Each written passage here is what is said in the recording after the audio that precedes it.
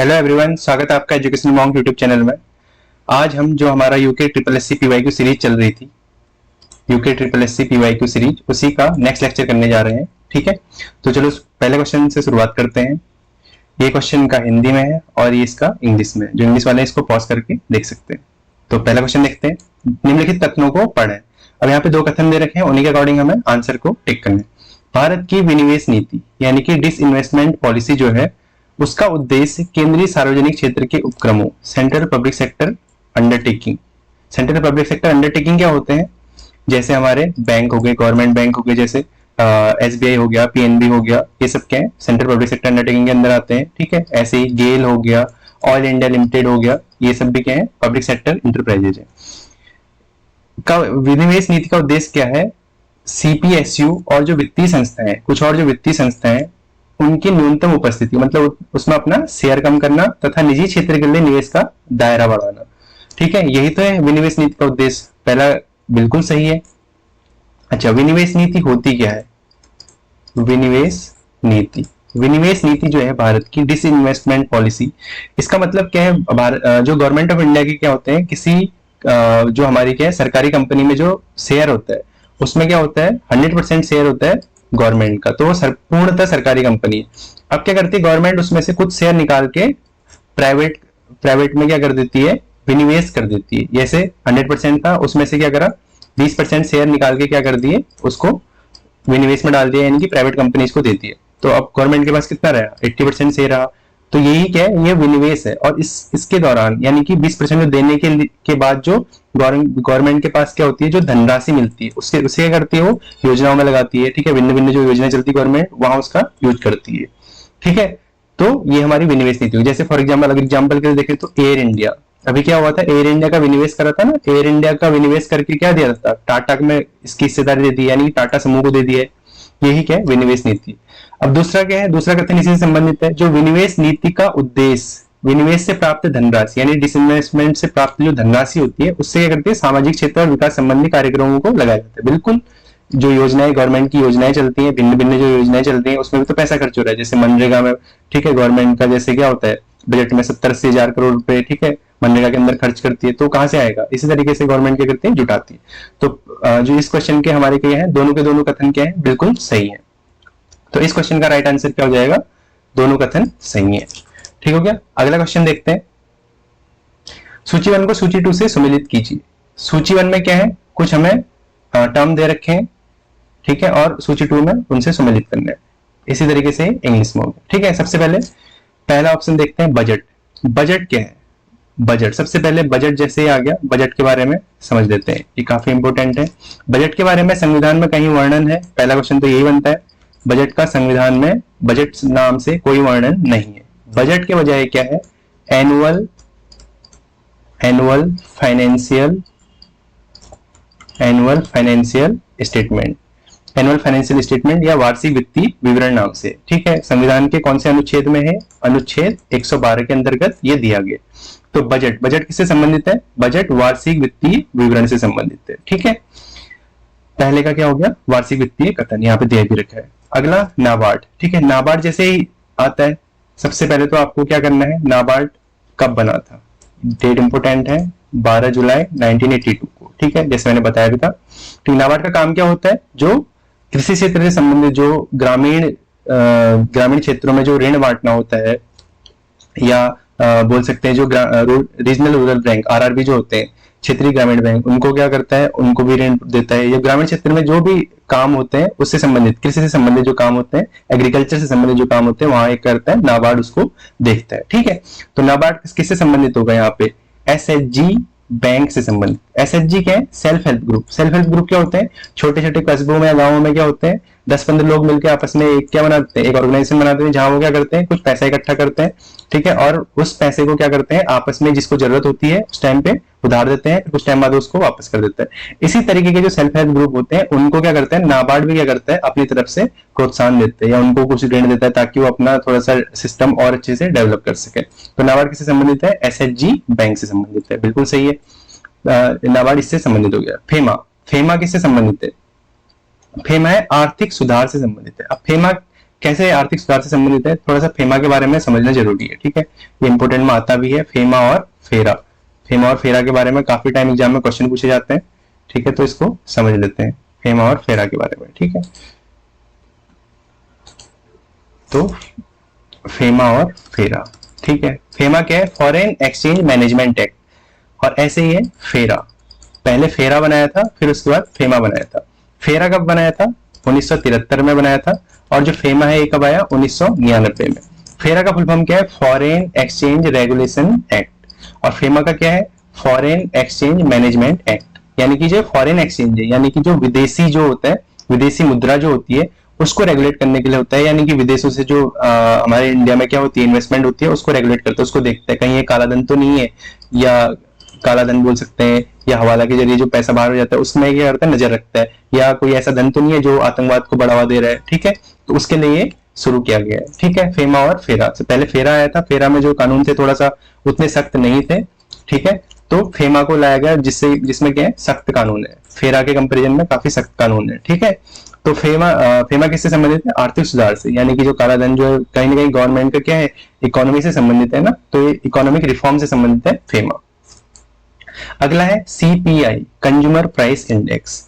CPI और WPI दो चीज होती है, गवर्नमेंट क्या करती है, इन्हीं के अकॉर्डिंग अपनी महंगाई या जो भी नीतियां बनानी होती है इन्हीं के अकॉर्डिंग बनाती है। कंज्यूमर प्राइस इंडेक्स क्या होता है, ये क्या करता है, उपभोक्ता, कंज्यूमर मतलब उपभोक्ता, उपभोक्ता जो सामान लेते हैं, जो खरीदते हैं, जो मार्केट में उपभोक्ताओं से संबंधित सामान आता है, उनका एक बास्केट बनाया जाता है, उसी से क्या होता है, सीपीआई को देखा जाता है, जो इंडेक्स है सीपीआई इंडेक्स बनाया जाता है, ठीक है। इसी से क्या होता है, जो कॉस्ट ऑफ लिविंग है, ठीक है, रहन सहन, ठीक है, रहन सहन का खर्चा, cost of living, purchasing power, कौन कितना पैसा खर्च कर पा रहा है, उस सबको देखा जाता है। और इंडियन रुपी की वैल्यू किस तरीके से ऊपर नीचे जाएगी, ये सब डिसाइड करने के लिए गवर्नमेंट किसका यूज करती है, सीपीआई, कंज्यूमर प्राइस इंडेक्स का यूज करती है। तो ये किससे संबंधित है, मुद्रास्फीति से, यानी कि महंगाई से संबंधित है। महंगाई क्या है, इन्फ्लेशन ही तो महंगाई है, मुद्रास्फीति, ठीक है, इससे संबंधित है सीपीआई।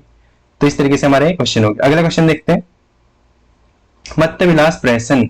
मत्तविलास प्रहसन एक रचना है, इसके लेखक कौन है ये पूछा गया। ये सीधे सीधे फैक्ट है, इसको आप सीधे सीधे याद रख लेंगे, महेंद्र वर्मन प्रथम। अब यहाँ पे एक टर्म और दे रखा है, नरसिंह वर्मन। ये जो वर्मन थे ना, ये सारे के सारे क्या है, पल्लव वंश के शासक है, और इसमें इंपोर्टेंट है नरसिंह वर्मन, ठीक है। नरसिंह वर्मन प्रथम क्यों इंपोर्टेंट है, इन्होंने क्या करा था, एक शासक, एक चालुक्य शासक थे पुलकेशिन, ठीक है, पुलकेशिन द्वितीय, इनको हराया था। पुलकेशिन द्वितीय को हराने के बाद जो इन्होंने एक टाइटल लिया था, ये भी एग्जाम में पूछा जाता है, वातापी कोंडा का टाइटल लिया था। वातापी क्या थी, पुलकेशिन II की राजधानी थी। पुलकेशिन II को वातापी में हरा के पुलकेशिन II की मृत्यु हो गई थी यहाँ पे, पुलकेशिन द्वितीय की। तो नरसिंह वर्मन प्रथम ने कौन सा टाइटल लिया था, वातापी कोंडा की उपाधि ली थी, ठीक है। अब पुलकेशिन II से संबंधित एक तथ्य और देख लेते हैं। पुलकेशिन II ने किसको हराया था, हर्ष को हराया था, हर्षवर्धन, वर्धन साम्राज्य के प्रतापी शासक हर्ष को हराया था नर्मदा नदी के तट पर, ठीक है। तो ये क्या हो गया, पुलकेशिन II से संबंधित तथ्य हो गए। और पुलकेशिन II के एक दरबारी थे, ठीक है, क्या नाम है इनका, रवि कीर्ति। रवि कीर्ति ने एक अभिलेख, रवि कीर्ति से संबंधित एक अभिलेख है, ऐहोल अभिलेख, ये भी एग्जाम में पूछा जाता है। ऐहोल अभी के कहाँ पड़ता है, अभी के कर्नाटक में पड़ता है, ठीक है। ये किससे संबंधित है, ऐहोल अभिलेख पुलकेशिन द्वितीय से संबंधित है, ठीक है। तो इस तरीके से ये क्वेश्चन हमारा हो गया।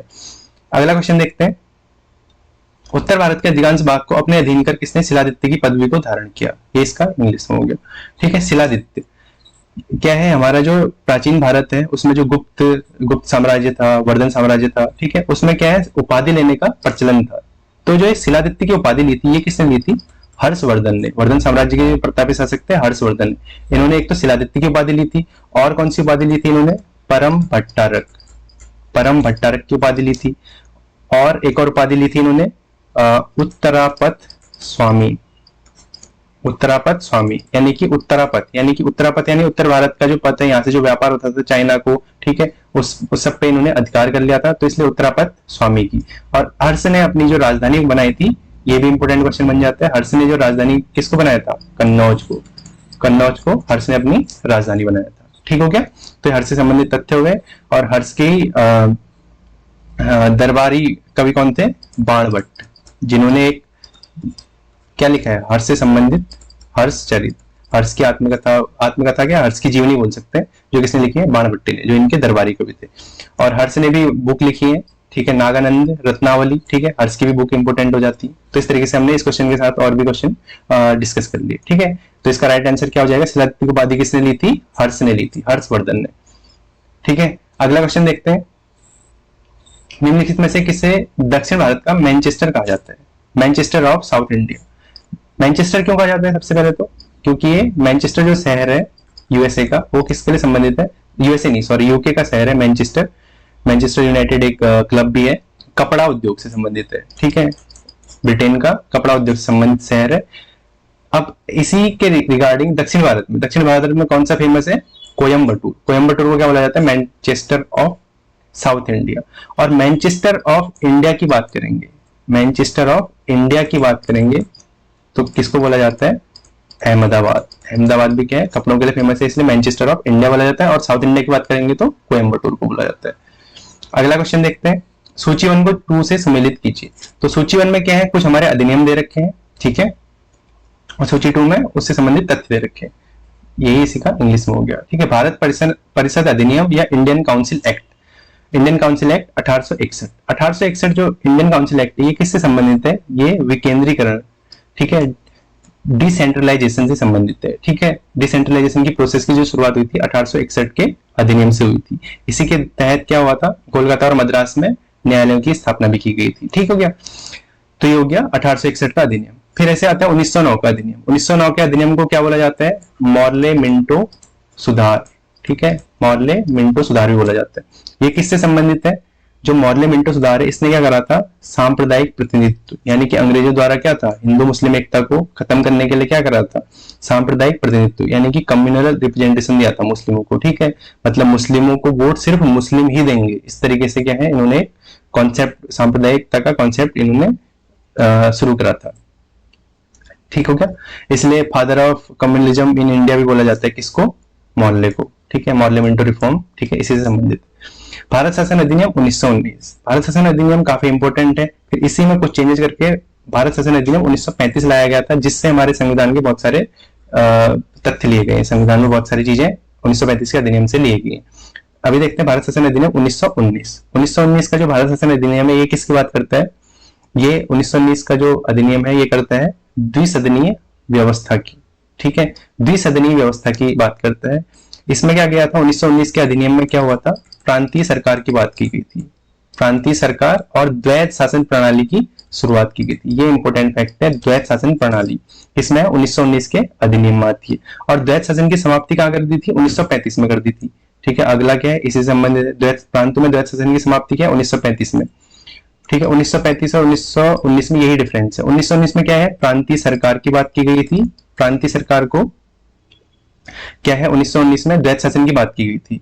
और 1935 में क्या है, द्वैध शासन समाप्त कर दिया था और प्रांतों को क्या है, स्वायत्तता दे दी थी, प्रांतों को ऑटोनॉमस बना दिया था, ठीक है, और क्या बोल सकते हैं, स्वायत्तता दे दी थी 1935 के अधिनियम।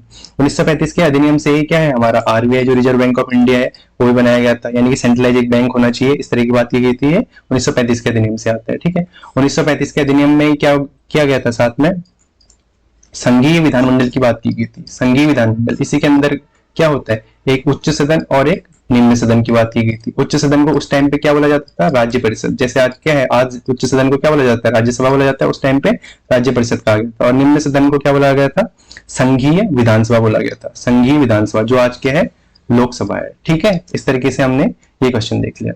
अगला देखते हैं, राजकोषीय नीति में सरकारी राजस्व संग्रहण तथा व्यय का प्रयोग अर्थव्यवस्था को प्रभावित करने के लिए किया जाता है। यहाँ पे 2 कथन दे रखे हैं, उनमें से कौन सा सही है पूछा गया। दूसरा है, आय व्यय तथा पूंजीगत व्यय दोनों मौद्रिक नीति की विषय वस्तु है। राजकोषीय नीति यानी कि फिस्कल पॉलिसी, राजकोषीय नीति, राजकोषीय घाटा, ठीक है, ये सब क्या है, बजट से संबंधित है। राजकोषीय नीति में क्या होता है, सरकार क्या करती है, राजस्व संग्रहण, यानी कि कितना राजस्व मिल रहा है और कितना व्यय हो रहा है, कितना इनकम आ रही है, कितना एक्सपेंडिचर हो रहा है, इसकी बात की जाती है। इसी को इंग्लिश में यहाँ देख सकते हैं, फिस्कल पॉलिसी में गवर्नमेंट क्या करती है, रेवेन्यू कलेक्शन और एक्सपेंडिचर की बात करती है। इकोनॉमी को थोड़ा सा इंग्लिश हिंदी में समझेंगे मिक्सअप तो बेटर तरीके से समझ आ जाती है, ठीक है। फिस्कल जो पॉलिसी होती है उसमें राजस्व संग्रहण तथा व्यय का प्रयोग किया जाता है, जिससे अर्थव्यवस्था यानी कि साल भर जो बजट में जो चीजें होंगी, अर्थव्यवस्था में क्या क्या चीजें होंगी, उसके बारे में राजकोषीय नीति में किया जाता है, बातें की जाती है या उसके बारे में योजनाएं बनाई जाती हैं। तो ये पहला ऑप्शन क्या है, बिल्कुल सही है। दूसरा क्या बोल रहा है, आय व्यय और पूंजीगत व्यय, यानी कि आय व्यय को क्या बोला, आय व्यय और पूंजीगत व्यय। आय व्यय यानी कि रेवेन्यू एक्सपेंडिचर, आय व्यय को बोला जाता है रेवेन्यू एक्सपेंडिचर, और पूंजीगत व्यय हो गया कैपिटल एक्सपेंडिचर। ये दोनों के दोनों क्या हैं टर्म, ये भी हमारी बजट से संबंधित है और ये राजकोषीय नीति से संबंधित है। राजकोषीय नीति से ही संबंधित क्या होता है, बजट भी होता है। तो ये मौद्रिक नीति से संबंधित नहीं है, तो दूसरा हमारा क्या है ऑप्शन गलत हो जाएगा। ठीक है, तो अगर इसको हम थोड़ा सा और समझ लेते हैं, अब मौद्रिक नीति क्या होती है इसको भी समझते हैं। ठीक है, फिस्कल पॉलिसी हमने देख ली।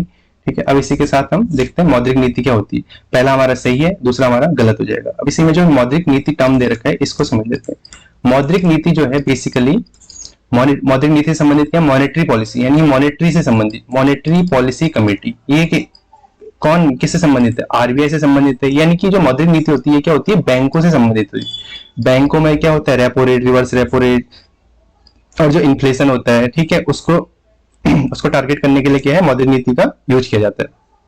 और मॉनेटरी पॉलिसी कमेटी किसकी सिफारिश पे आई थी, उर्जित पटेल। उर्जित पटेल की सिफारिश पे, जो आरबीआई के गवर्नर थे, पूछा जाता है उर्जित पटेल समिति किससे संबंधित है, मौद्रिक नीति। ठीक है, मॉनेटरी पॉलिसी कमेटी। ठीक है, अच्छा आरबीआई में मॉनेटरी पॉलिसी कमेटी में आरबीआई के कितने मेंबर होते हैं, 3 मेंबर आरबीआई से और 3 मेंबर किससे होते हैं, गवर्नमेंट ऑफ इंडिया से होते हैं। ये भी हमने साथ में इसके फैक्ट देख लिए। इस क्वेश्चन का राइट आंसर क्या हो जाएगा, केवल कथन 1 सही है। अगला क्वेश्चन देखते हैं।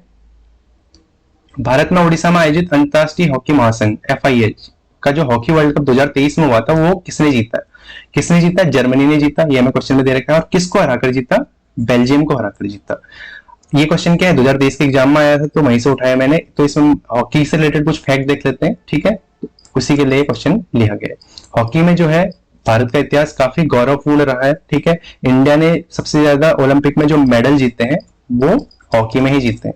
अभी तक इंडिया ने 8 गोल्ड जीत रखे हैं, 8 स्वर्ण पदक हॉकी में। एक टाइम पे इंडिया क्या था, अनडिफिटेड था।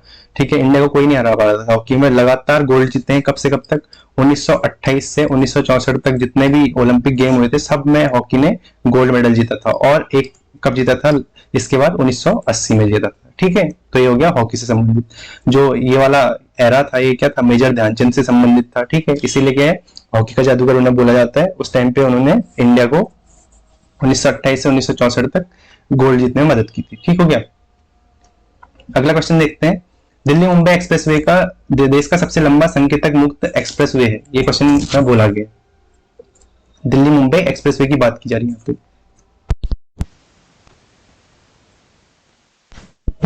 Delhi Mumbai expressway, Delhi Mumbai expressway.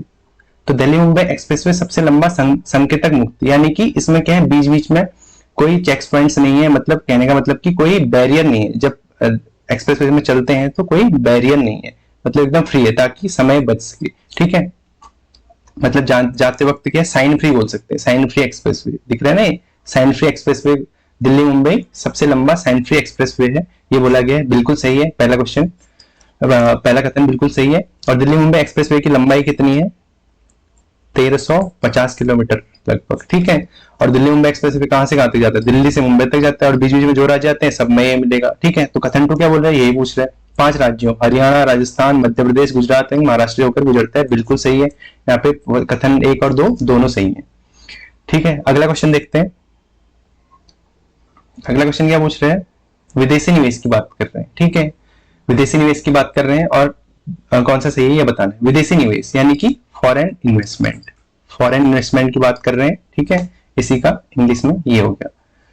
ठीक है, फॉरेन इन्वेस्टमेंट, फॉरेन इन्वेस्टमेंट में क्या बोल रहे हैं, प्रत्यक्ष विदेशी निवेश यानी कि फॉरेन डायरेक्ट इन्वेस्टमेंट, और विदेशी संस्थागत निवेश यानी कि फॉरेन इंस्टीट्यूशनल इन्वेस्टमेंट की बात कर रहे हैं। एफडीआई और एफआईआई बिल्कुल ये विदेशी निवेश के भाग है। ठीक है, एफडीआई भी विदेशी निवेश का भाग है और एफआईआई भी विदेशी निवेश का भाग है, फॉरेन डायरेक्ट इन्वेस्टमेंट और फॉरेन इंस्टीट्यूशनल इन्वेस्टमेंट। तो पहला कथन क्या है, बिल्कुल सही है। दूसरा क्या बोल रहा है, विदेशी निवेश में केवल प्रत्यक्ष विदेशी निवेश को शामिल किया जाता है। अगर पहला सही हो तो दूसरा बिल्कुल गलत होगा। यहाँ बोला है विदेशी प्रत्यक्ष एफडीआई और एफआईआई की बात, और यहाँ बोल रहा है केवल प्रत्यक्ष विदेशी निवेश, तो दूसरा क्या हो गया हमारा, गलत हो जाएगा। तो केवल कथन 1 सही है। ठीक हो गया, इस क्वेश्चन का राइट आंसर केवल कथन 1 सही है। अब इसी के साथ साथ एफडीआई के बारे में थोड़ा सा समझ लेते हैं। एफडीआई क्या होता है? लॉन्ग टर्म के होते हैं, फॉरेन डायरेक्ट इन्वेस्टमेंट। कोई भी बाहर की जो कंपनी है या बाहर के जो व्यक्ति हैं अगर भारत में निवेश करना चाहते हैं लंबे समय के लिए, तो किस रूट से आएंगे? एफडीआई के रूट से आएंगे। एफडीआई में क्या है, अभी इंडिया में क्या कर रखा है, जैसे इंश्योरेंस सेक्टर है, इंश्योरेंस सेक्टर में इंडिया में 100% एफडीआई को अलाउ कर रखा है। जैसे कुछ कुछ सेक्टर में 100% कर दिया है, लेकिन कुछ सेक्टर में नहीं भी कर रहे हैं। जैसे रक्षा क्षेत्र है, रक्षा में नहीं कर सकते 100% करेंगे तो कोई पाकिस्तानी कंपनी आके इन्वेस्ट, वैसे पाकिस्तान तो नहीं कर पाएगा, चाइना की कंपनी आके इन्वेस्ट कर दे तो क्या कर सकती है? इंडिया की इन्फॉर्मेशन लीक कर सकती है रक्षा से संबंधित। तो रक्षा में अभी क्या है, कुछ रेस्ट्रिक्शन लगा रखी है, रक्षा में अभी 100% नहीं कर रखा है। लेकिन क्या है, जैसे इंश्योरेंस सेक्टर हो गया, स्पेस सेक्टर हो गया, स्पेस में जो मैन्युफैक्चरिंग सेक्टर है, ठीक है, वहां क्या कर दिया है, 100% इन्वेस्टमेंट इंडिया ने अलाउ कर रखी है। किसके द्वारा? एफडीआई के द्वारा। ठीक हो गया? तो इस तरीके से हमने आज के क्वेश्चन देख लिए। अब बाकी क्वेश्चन देखते हैं नेक्स्ट लेक्चर में। ठीक है, तब तक के लिए थैंक यू।